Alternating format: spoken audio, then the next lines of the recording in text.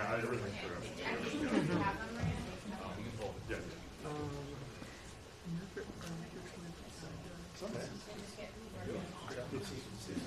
Anyone in the house? Welcome to the house. Yeah, over in Coda, yeah, when you told me the news. Just questions. Coffee. I don't know how this one works, but someone might. Yeah. On and off. Can I put the in real quick?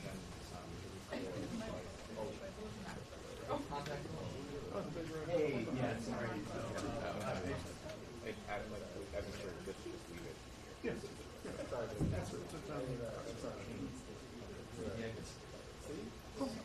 Great. Yeah. Okay. Yeah. Yeah. We don't. No, it's one of those days. I see.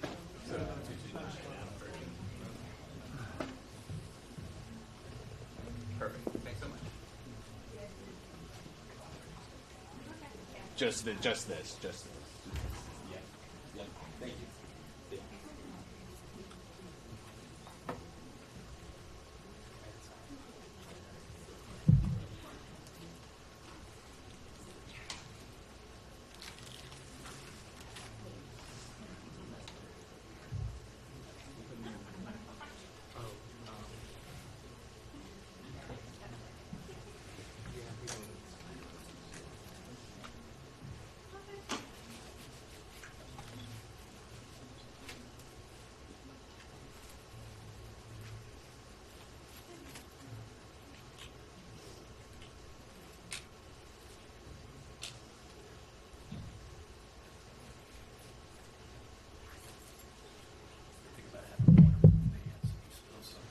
There you go.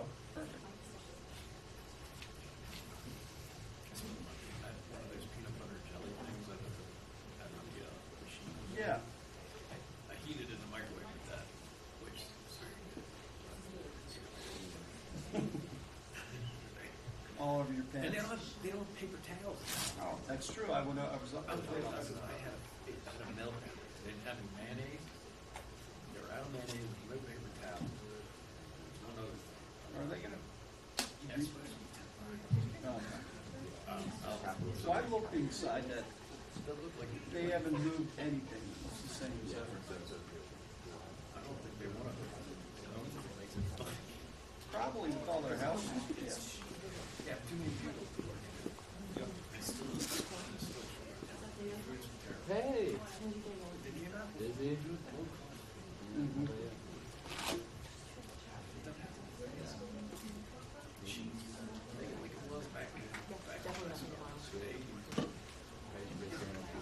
All you need is a piece of broccoli. I mean, everything should be $3. Just put everything else in the pot.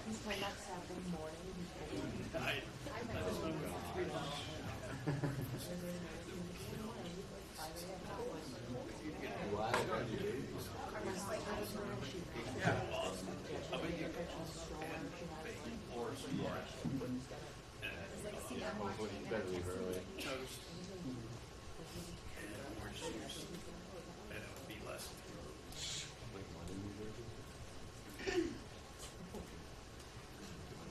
I believe lost it. Because whatever he did, he used. I still don't understand completely what he did, but it had to do with he was laundering money through the catering Oh, really? and the post office. Oh, God. That's how he did it. Okay.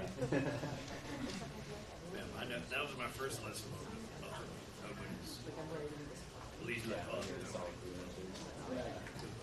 I worked for number he was Yeah. and we used to go to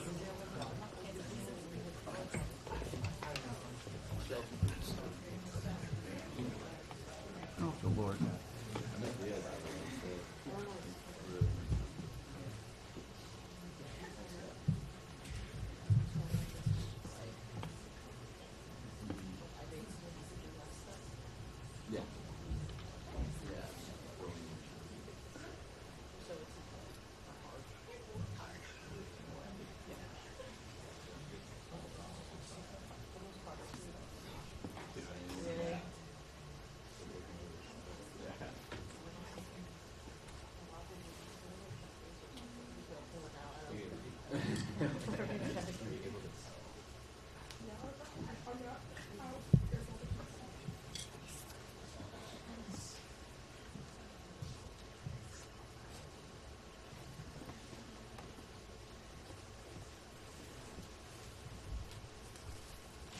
Good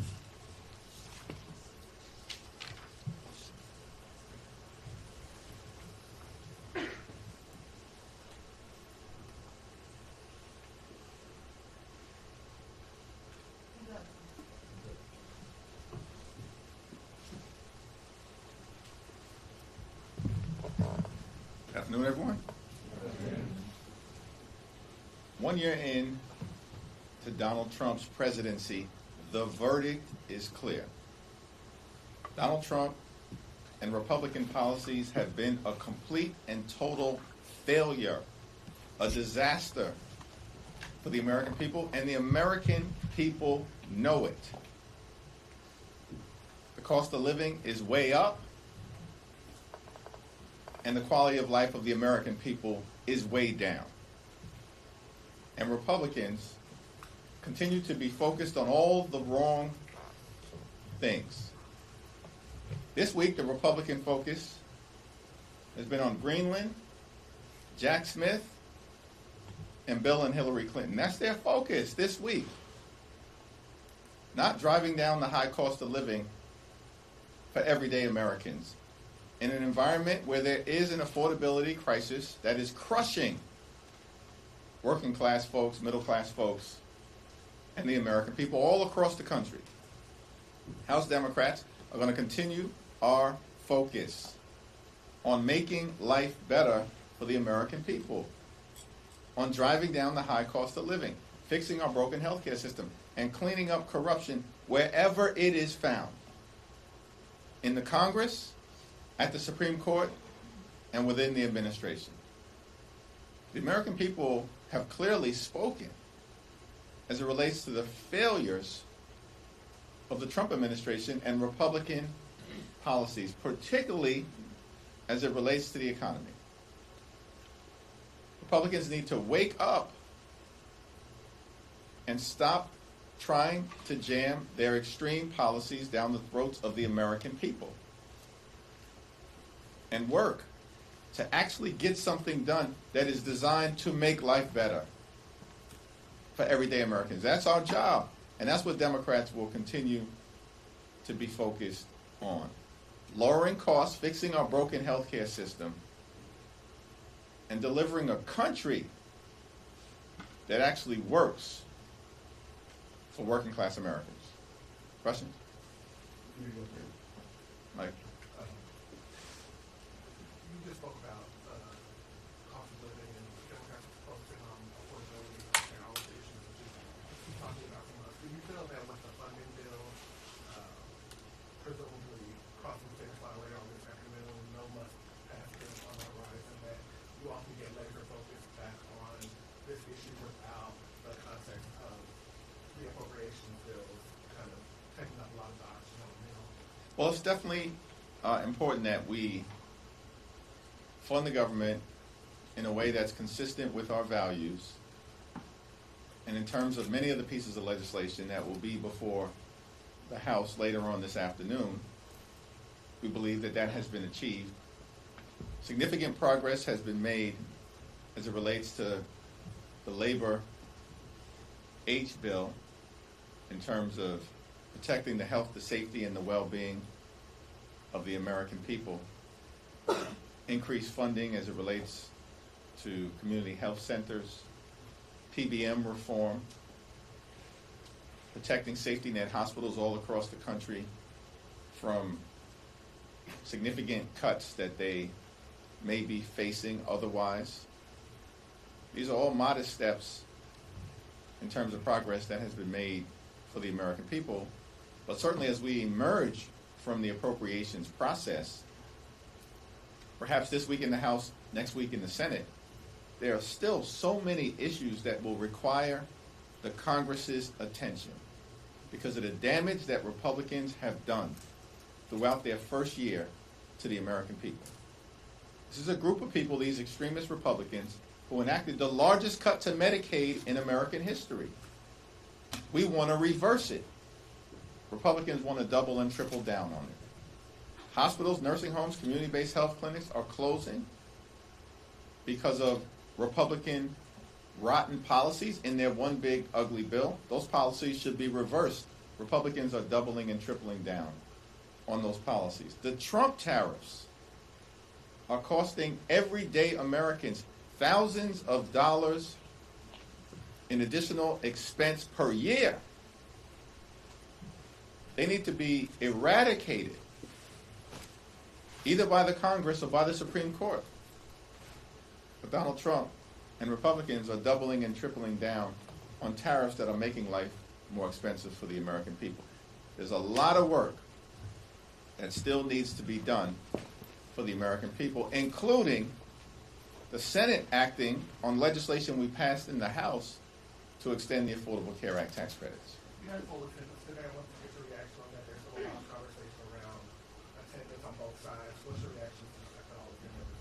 These are incredibly important issues that we are confronting on behalf of the American people, and we are going to continue to press for full and complete attendance as we move forward. Understanding that sometimes the challenges of life, particularly as it relates to medical situations or family situations, may result in a member or two missing a vote or two. But under the leadership of Catherine Clark, our Democratic whip, we're working hard to make sure as we move forward, it's all hands on deck here in the House of Representatives. Mr. Jefferies, have you determined yet if you are going to launch a probe into Kristi Noem and what that would look like? We haven't ruled anything in and we haven't ruled anything out, but what is clear is that Kristi Noem is a corrupt political hack who is deeply unqualified and is unleashing brutality using taxpayer dollars on the American people.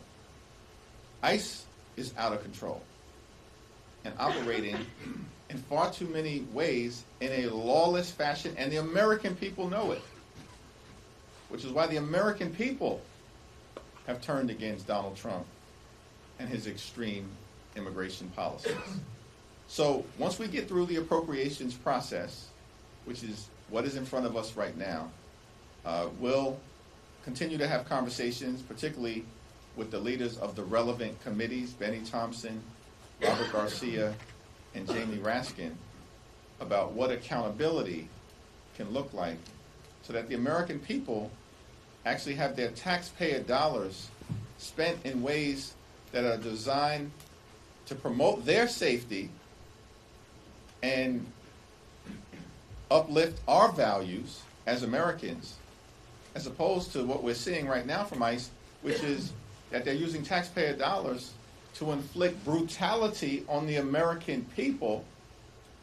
And in the instance of Renee Nicole Good, killing an American citizen in cold blood. Thanks. Back to this side. Thank you, Leader. I want to get your thoughts on protesters going into a church in Minnesota during worship hours.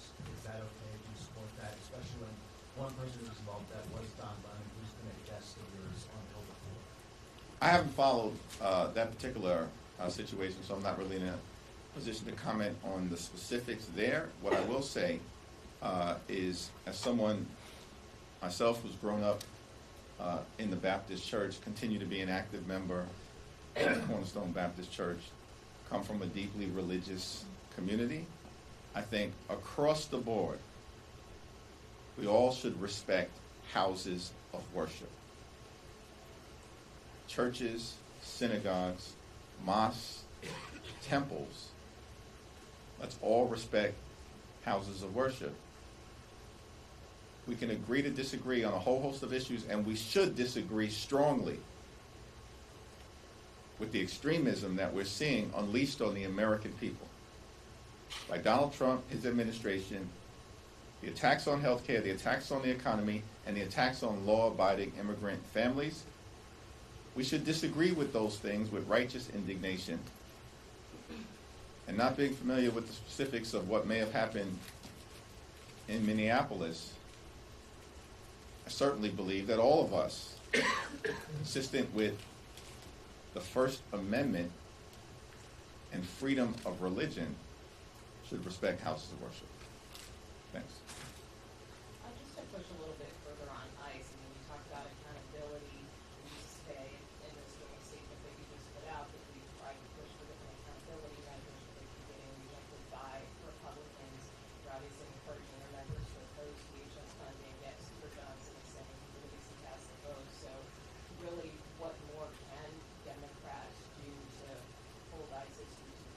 what's in front of us right now is the fight around the appropriations bill.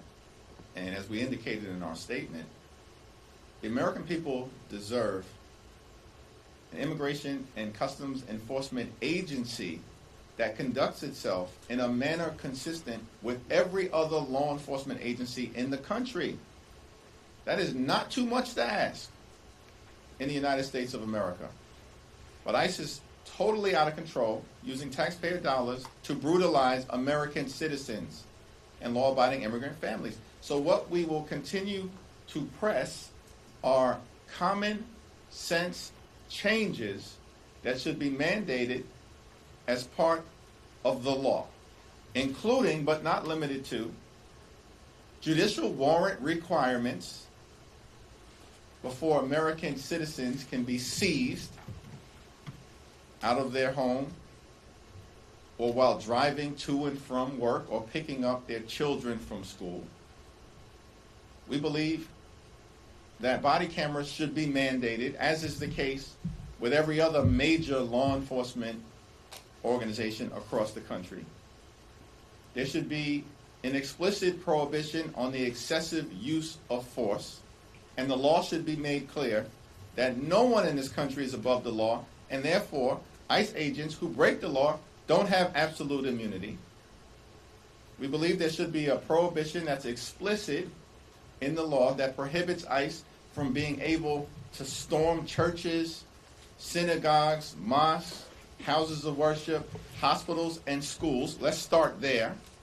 That's consistent with prohibitions that exist or protocols that exist connected to every other major law enforcement agency in the country. Why should ICE be conducting itself any differently?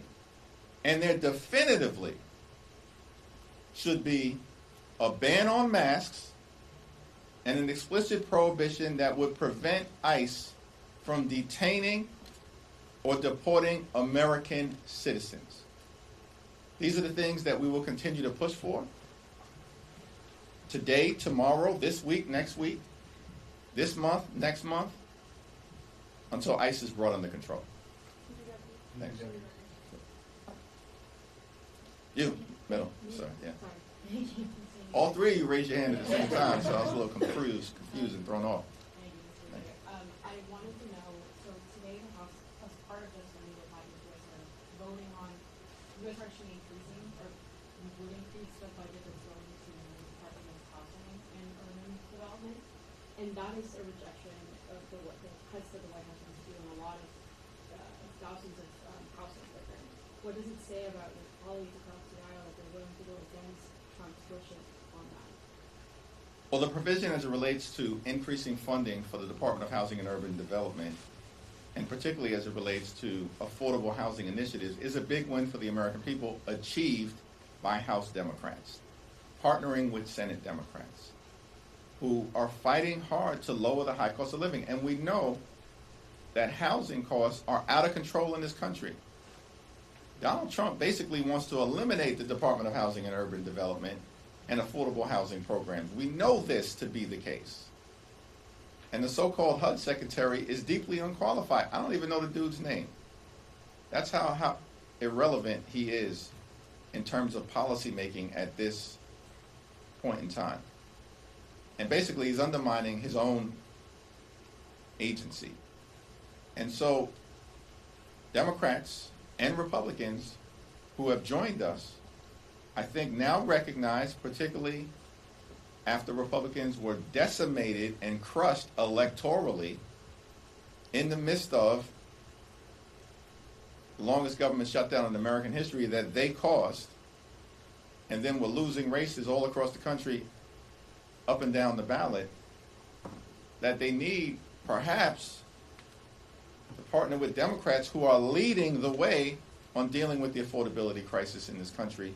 And that, I think, is one of the reasons why we were successful, led by Rosa DeLauro and Jim Clyburn, who's the top Democrat on the HUD Transportation Subcommittee, in achieving this important victory for the American people. More than $40 billion in increased funds for the mission of the Department of Housing and Urban Development designed to ease the crushing housing burden as it relates to costs on the American people. Thanks. Really active group today. Go on the back. Thank you.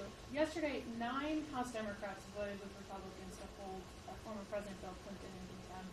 Were you or your team trying to advise those members not to vote on contempt, and what is your position on whether the Clintons should be held in contempt? I strongly support the position of Robert Garcia and Jamie Raskin, and have indicated that publicly, and also in my conversations with any member who has asked for my perspective on this issue before the committee. When it gets to the floor, if we need to have a broader caucus-wide conversation about it, we will. And my position remains unchanged. And it's the same position that is held by Robert Garcia, Jamie Raskin, Nancy Pelosi, and many others, which is to the extent that anyone in this town or country should be held in criminal contempt, it is the Attorney General of the Department of Justice or the Deputy Attorney General or whoever within the Department of Justice is responsible at this point for violating the law, which requires millions of documents that the Department of Justice has refused to release without justification. In other words, there are more than 5 million documents within the Epstein files that the Department of Justice currently is under a legal obligation to share with the American people, consistent with the wishes of the brave, courageous Epstein survivors, and consistent with the law that Donald Trump signed. The Department of Justice was supposed to release those documents, 5 million documents, by December 19th. More than a month has passed. And the Republicans have shown no interest in actually compelling the Department of Justice to do what they are legally obligated to do at this period of time. That sounds to me like contempt. And we should start there. Do you think the Clintons have questions to answer for? I think that the Clintons are working in good faith to try to reach an accommodation with the Oversight Committee in order to sit down and offer their testimony, which is part of the reason why, in my view, the effort by James Comer lacks any credibility, because it has always been congressional practice that if someone's under subpoena, you work to find a reasonable accommodation in order to receive their testimony. Now, James Comer subpoenaed more than 10 different individuals, and he's released every single one of those individuals, including 8 members of law enforcement, like Christopher Wray, the former FBI director, who was the FBI director when Jeffrey Epstein was in custody and ultimately killed himself. And Christopher Wray and all of these other individuals were able to say to the committee they had no information. Very similar statement that the Clintons made. And Christopher Wray and all of these other Trump administration officials were released from any obligation to show up. And yet James Comer demands, even in the midst of good faith negotiation, that the former president and the former Secretary of State and First Lady show up. Why? Why did he make that demand and treat them differently than every other person who was under the same subpoena, who were actually part of the Trump Justice Department when all of this stuff unfolded?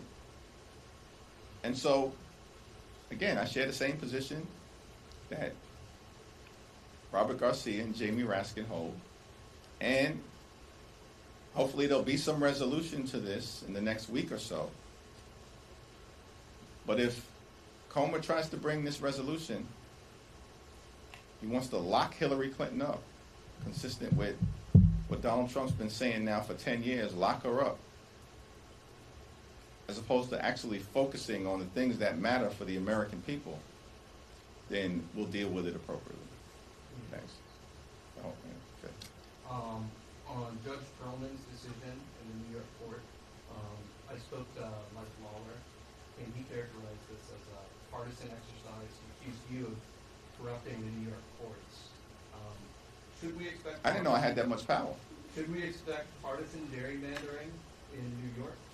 What you should continue to expect is that Democrats are going to fight for a fair national congressional map. Period, full stop. We told everyone this when we first came through this moment. Told everyone this. But for whatever the reason, people were skeptical about the Democratic capacity and willingness and ability to fight back. Republicans started this gerrymandering fight. Democrats are going to end it. I'm looking forward to my meeting later on today with Governor Wes Moore. The people of Virginia are going to have an opportunity to vote on a fair map in the Commonwealth in the next few months. We're going to fight back against the effort by Donald Trump, Ron DeSantis, and Florida Republicans to gerrymander the congressional map in a state where the map is already gerrymandered. And this is not going to end well for Donald Trump Republicans and the extremists. Included in this new reinvest funding, though, is $5 billion for refugee welfare programs. Amid this affordability crisis that you speak of, why is it the responsibility of the taxpayers to pay for refugees when we have a homeless and unemployment crisis? I think that's the question that you're going to have to ask Speaker Mike Johnson and the Republican chair of the Appropriations Committee, Tom Cole.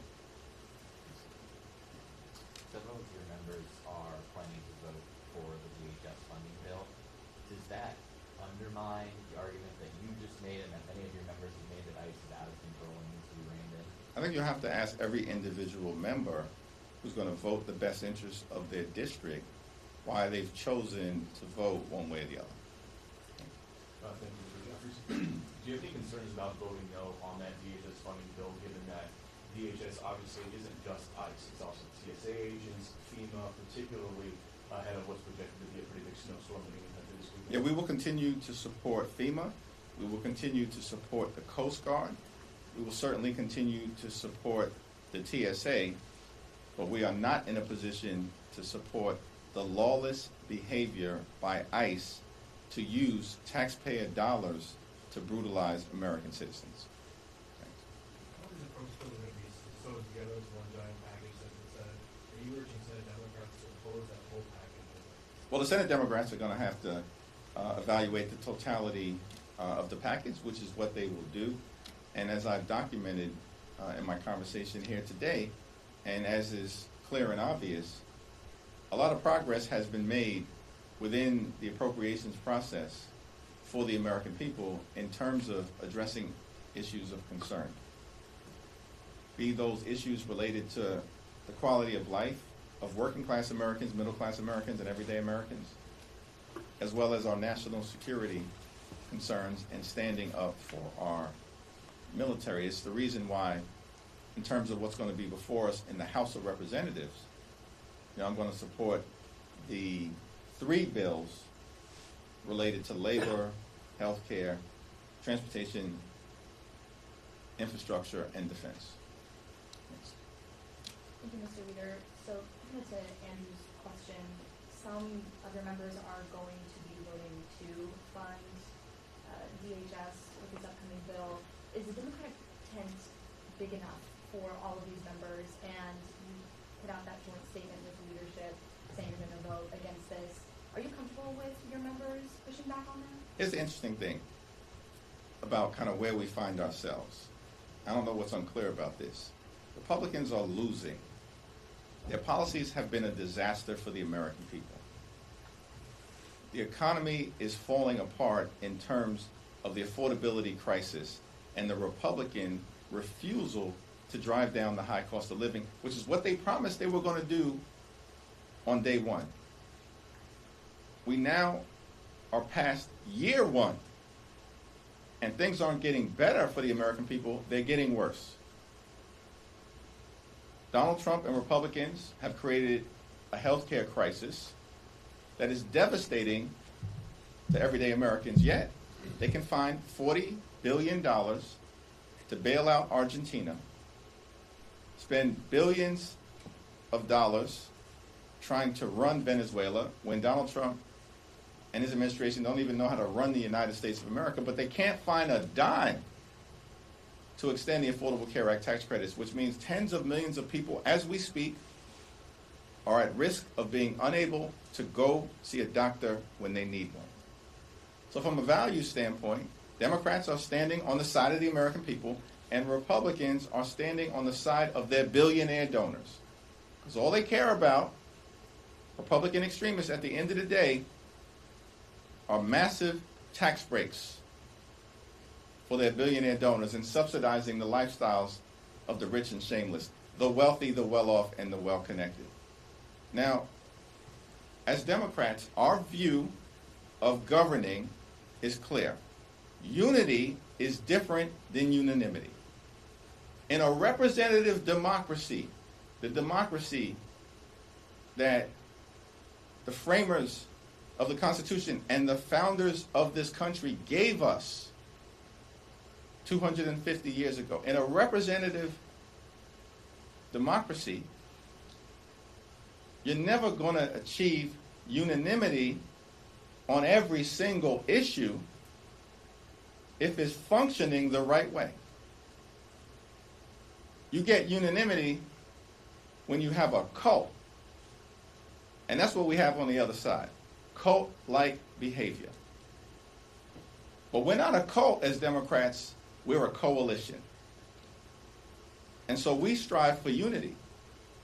And when it comes to the issues that matter for the American people, beginning with driving down the high cost of living and fixing our broken healthcare system and cleaning up corruption so we deliver a country that allows every single American who works hard and plays by the rules to be able to live an affordable life, a comfortable life, and the good life. Not too much to ask for. Good paying job, good housing, good health care, good education for your children, and a good retirement. Democrats are completely and totally unified in fighting to make life better for the American people. Thank you, everyone.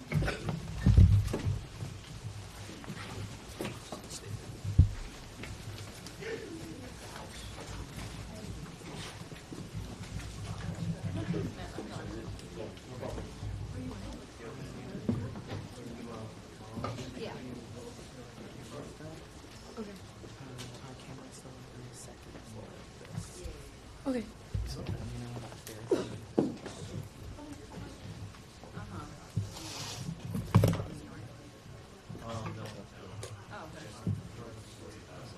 Okay, cool. Well, thanks for coming. Nice to meet you.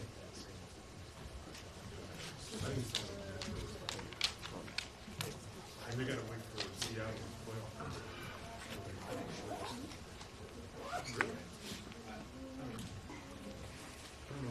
You can take a break now.